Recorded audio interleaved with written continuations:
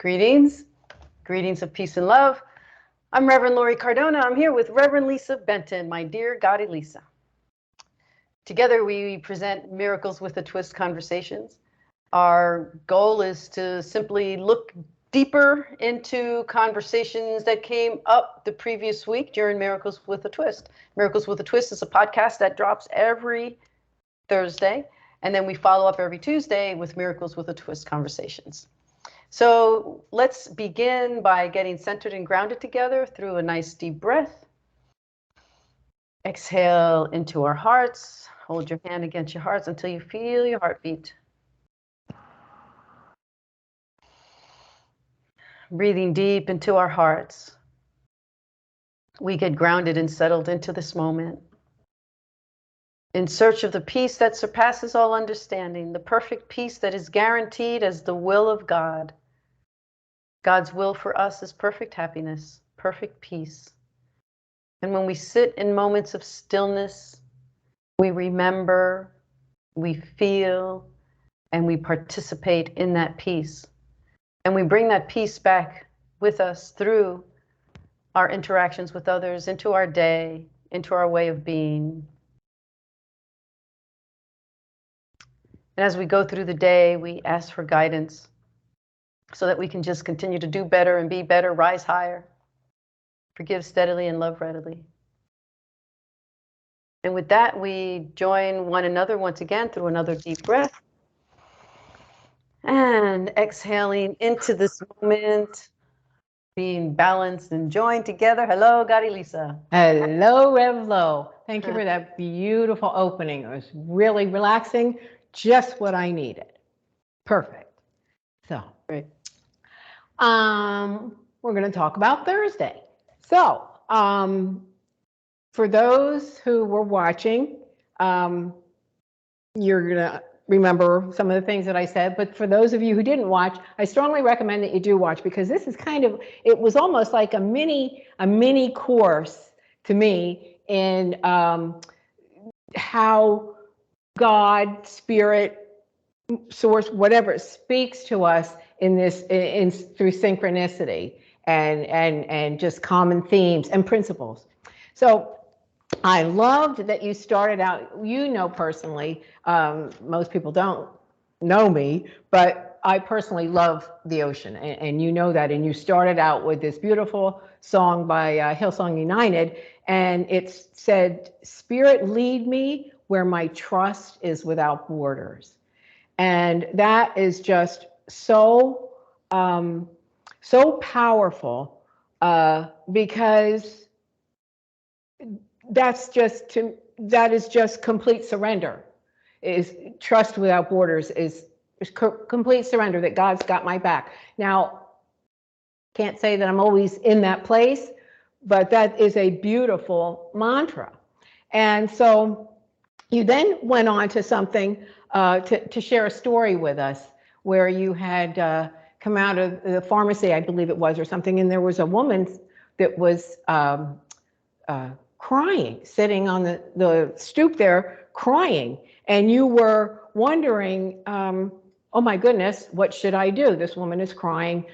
Should I say something to her, whatever? And you started to linger. You said you were kind of lingering and thinking, you thought, well, maybe if I can get her name off her name tag, I can put that in my prayer box, in my chapel. And in the meantime, you're lingering, and I'm picturing you lingering. My husband's picturing you lingering around this woman.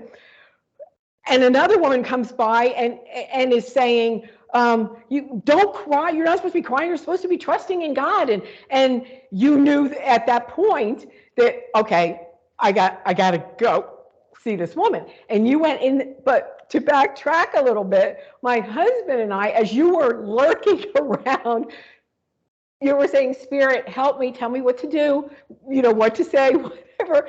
And we're just like, "But Lori, sit down. You have to sit down. That's what you do. Go to her." And here you are saying, "I'm listening to Spirit," and this woman who, comes in very dynamically and tells this broken woman to stop crying and believe in the Lord. You knew that was your call. And I just thought that was so cool, because it was you I knew what you needed to do. And a lot of times other people do know us better than we do at a certain time. And I knew you could not get in your car and drive away because you would have turned around and drove back, you know? And, but anyway, it reminded me a little bit of last week when we were talking about Hineni. I'm here, here I am, I'm here. You know, Spirit says, I'm here, and you say, here I am. Well, you were saying, you know, asking Spirit, you know, what should I do? And Spirit's like, well, you know, I'm here, just do what you know you need to do. And as soon as that woman spoke to the woman kind of dynamically, that was you, here I am. Here I am. You had been lurking around and trying to figure out what to do. And Spirit heard you and said, okay. And so there's that woman, and you did what you had to do. And I just thought that was really, really neat. But Paul and I were cheering you on. We knew what you had to do, that you could not be your authentic self and walk away.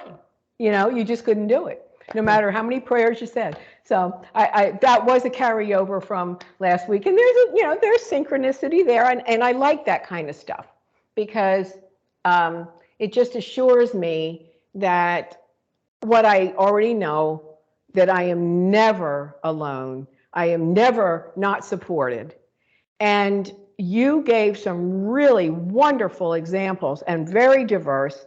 And one of the things you said was you read from chapter 1 of A Course in Miracles, and you said, you know, you can just, this book, and we all know that Course in Miracles is huge. You said this book, you know, could really be summed up in a pamphlet.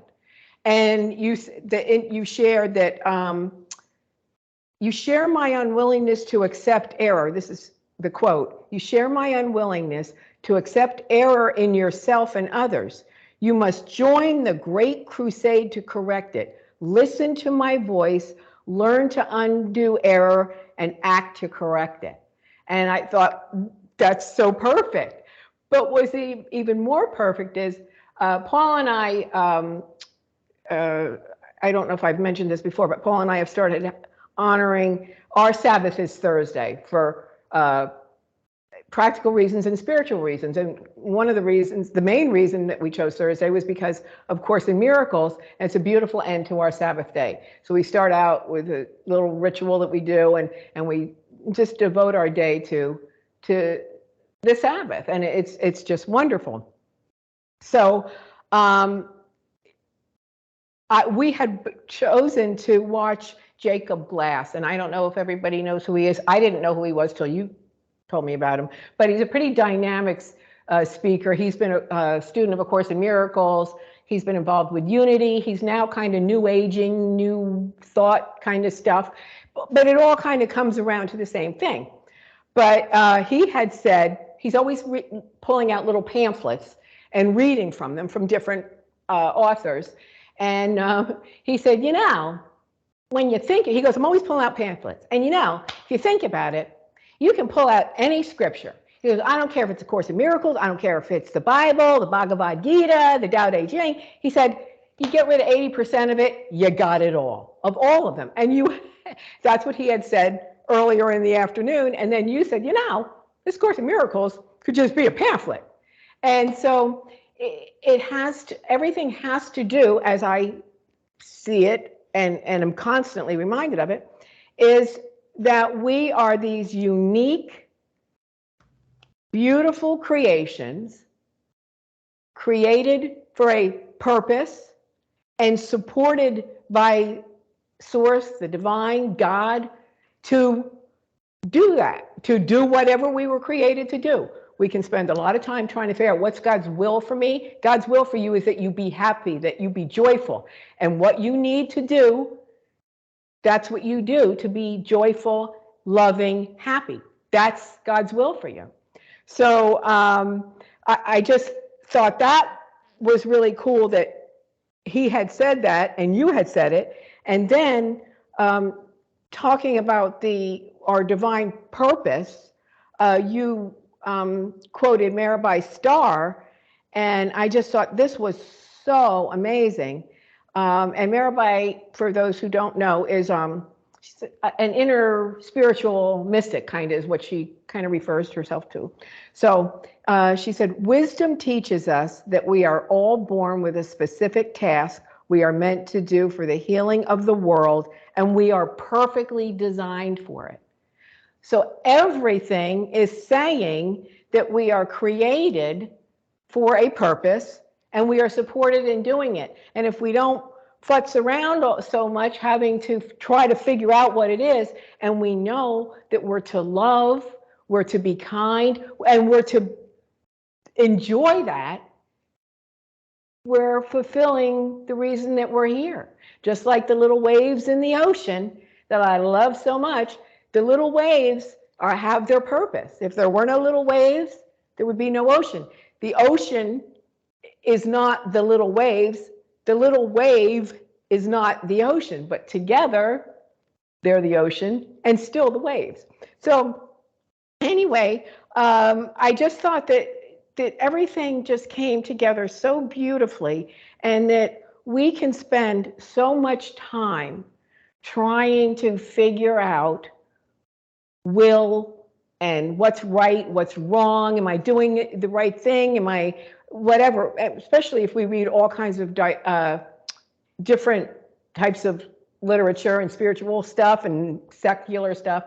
But if we look deeply, we see the same thing over and over and over again, which is love. Love yourself, love your neighbors, and love what you're doing. If you're not loving it, it doesn't have to be, it can be hard. It can be a very difficult time. But you may be comforting someone who is broken. You may be being comforted by someone because you're broken. But that's love. And so that's right. Just like with the woman that you went and you sat down next to her. That was that was God's will for you. Perhaps not the other woman who ended up leaving, but it was God's will for you. So it's just, I think it's very easy to get hung up on, and I think this does it too sometimes, is semantics and what words mean. And this is another synchronicity. Jacob Glass was talking about the ego. And he's saying, Course in Miracles said ego is, it's just another word for the devil, and, blah, blah, blah, blah, blah. And I'm talking like Jacob Glass. I'm not making fun of him by going blah, blah, blah, blah, blah. That's the way he talks. And so he's saying, he said, take, for instance, my friend RuPaul. We love RuPaul because of his ego. His ego is what brings us joy. And I thought, this is really interesting, because that's really not what, he's absolutely right that sounds kind of like egotistical or whatever, but I don't think RuPaul is egotistical. I think she's entertaining.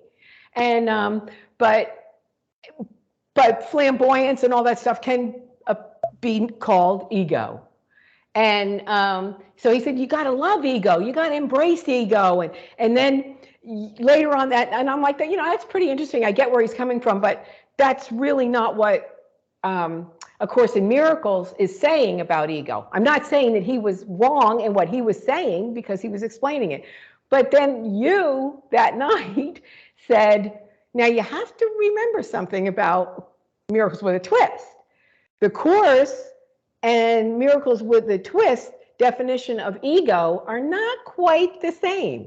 And they're not, because the way I see it, and kind of the way you explained it, is it's more of a cerebral kind of consciousness. It's a consciousness that we need to change. And basically, that was what Jacob Glass was talking about around the circle of the word ego. Everything he was saying was just what you were saying. So I just thought that ego can really trip us up.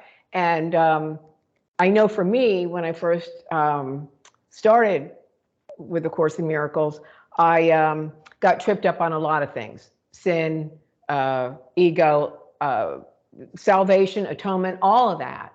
And as I learned, okay, we have to give it a name. So for the sake of A Course in Miracles, I'm going to get past my Roman Catholic upbringing judgment of this word.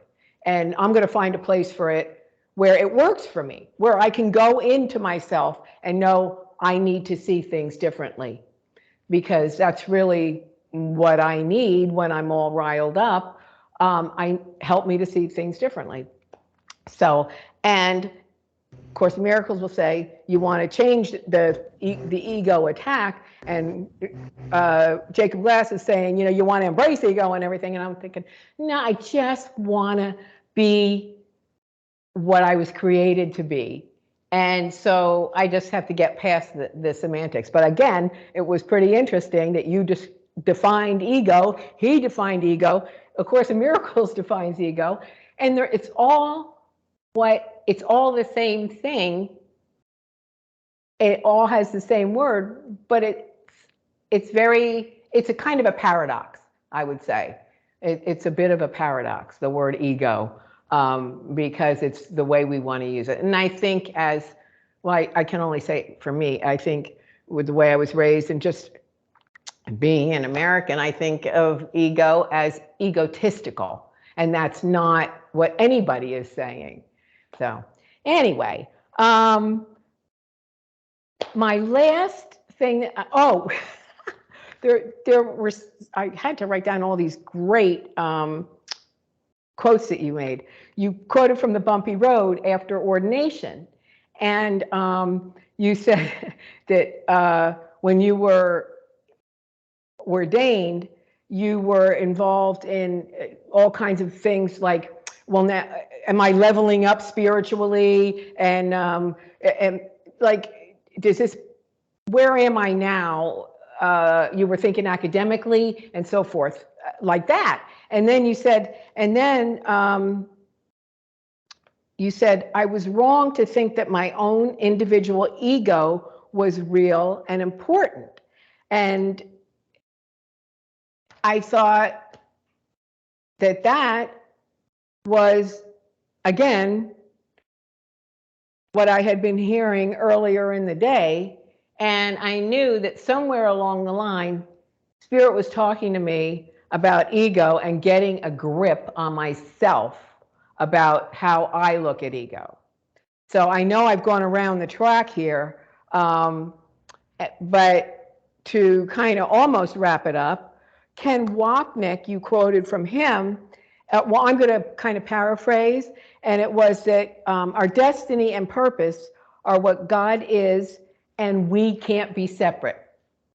We can't be separate from God. And whatever God is God's purpose is our purpose.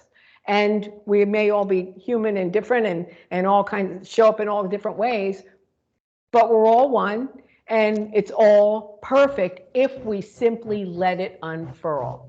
And that's the hard part for me, because I want to control how it unfurls.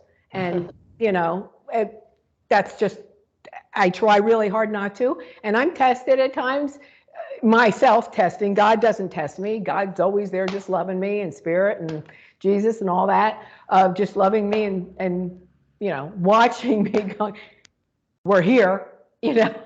I'm like, but I'm not here yet. So anyway, if what I found myself feeling at the end of the class was just what I was feeling when you read the first line of the first quote that you made, which was from Hillsong United. And that is that we need to allow ourselves to be led without borders. We need to have faith.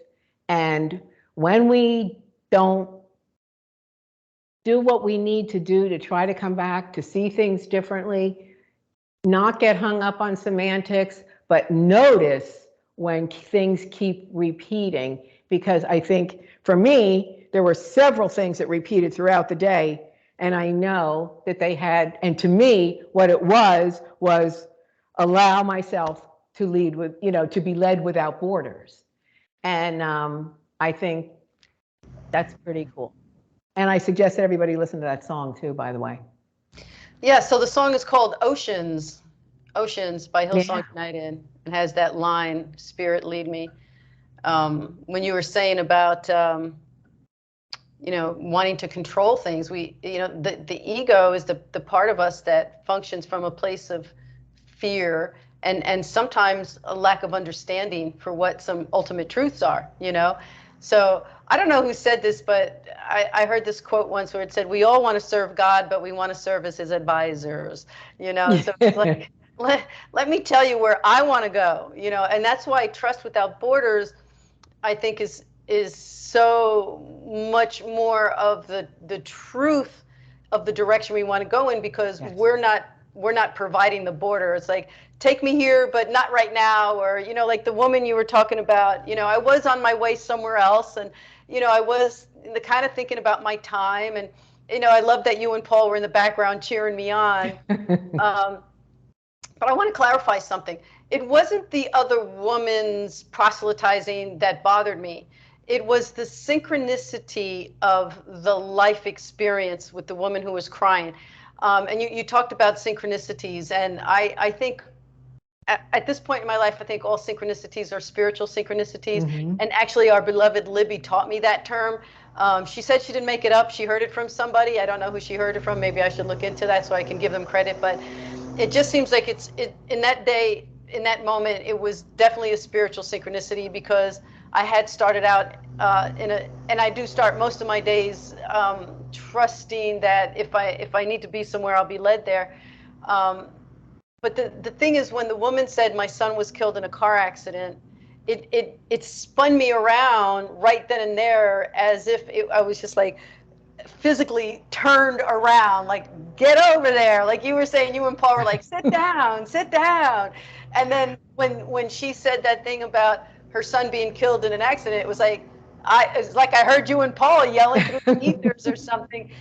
But it was because of that spiritual synchronicity of experience, because my father was killed in a car accident. And so I know what it's like to get that call. I saw that she was in shock. If she had just gotten that call and she was sitting outside, obviously she walked out of her job. She was wearing a Publix, one of those Publix green shirts with a with a name badge, and it was that united front that turned me around. And it wasn't that I didn't have empathy for somebody crying. It's just that I really wasn't sure in that moment what to do, and I hesitated. Even though you and Paul seemed to think that I knew what to do, there was this hesitation because of why? Because of my life, because of my ego. It's like, I have somewhere to go. I don't want to get dirty. Is she drunk? Like all my judgment of life and her and all that stuff. And it's kind of like I needed that extra boost, to tell me that, yeah, this really is for you to attend to. So thank you for believing in me. I may not have been my best self initially, I don't know, but it was that spiritual synchronicity. And I think that when we go through our day on any given day, we can show up anywhere, anyhow. Like the guy who has that podcast called Buddha at the gas pump. It's because Buddha, Shiva, Jesus, any quality of goodness in God can show up at any given time through us for others. And it could be that moment where somebody just needs a kind word or a helping hand or a bottle of water, whatever it is. I mean, we can be there to see if we are the conduit of that act of kindness, and we have to be open and willing to hear. The Course says that we will hear according to the level of our willingness to hear, because it's not as if spirit ever stopped speaking, Right. Last night I was with a friend on the beach, and it was we were just walking and talking and walking and talking. All of a sudden she said, let's just stop and take an air bath. And we just stopped, and like the air and the breeze just washed over. And I was like, oh, I love this moment that I can completely and totally be immersed in realizing what's there for me, what this beautiful breeze that's here for me, to wash over me, to wash over us, and to be in this place of perfect alignment with a blessing from spirit, you know. And how often we miss those things, you know, whether it's a calling to sit down and talk to a crying person or just stop and enjoy the breeze, you know, enjoy the sound of the ocean, you know, instead of just talking over it and walking over it and, you know, being so involved in our own ego, you know. And RuPaul's a great example, because aren't we in drag half the time? Like, aren't we going through life in drag, you know? Exactly. Here I'm supposed to be this kind of person, and I'm going to show up, but it's really just my drag, you know? Like, who's the core of who I am? The truth of who I am is underneath the drag, you know?